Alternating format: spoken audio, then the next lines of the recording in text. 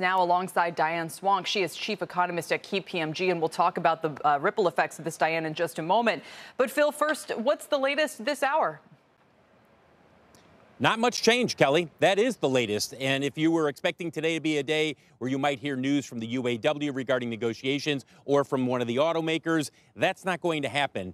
Bargaining in terms of, the big group getting together and sitting down and hashing out details, that's not happening today. The UAW says bargaining will begin again tomorrow. And we may see some developments over the weekend. Today, what we're seeing at the three plants that are on strike, picketing. Out in front, 12,700 workers approximately are on strike at these three plants, one here in Michigan, one in Ohio, one in Missouri. The UAW is shutting down essentially 15% of the big three's U.S. production by shutting down these three plants, with these three plants going on strike. In terms of the bottom line here, it's with the wages and the all-in wages. And you can see that you've got General Motors, Ford, and Stellantis, about $63 to $65 all in per hour, well ahead of the foreign automakers who are selling vehicles manufacturing here in the U.S., and then even further ahead of where Tesla is in terms of costs.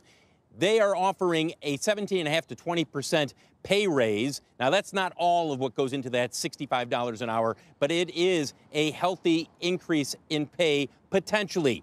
Here's Mary Barra talking with us this morning about her frustration over the negotiations.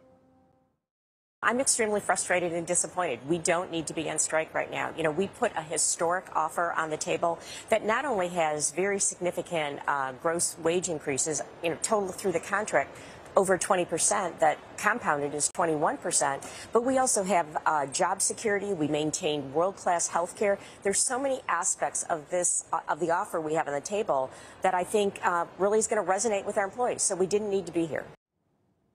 As you take a look at shares of General Motors, we should point out that here in downtown Detroit, there will be a rally by the UAW later this afternoon. But again, Kelly, no direct talks in terms of the big stuff going on today. That's expected to resume tomorrow. A great piece on CNBC.com, Phil, by our colleague John Roosevelt.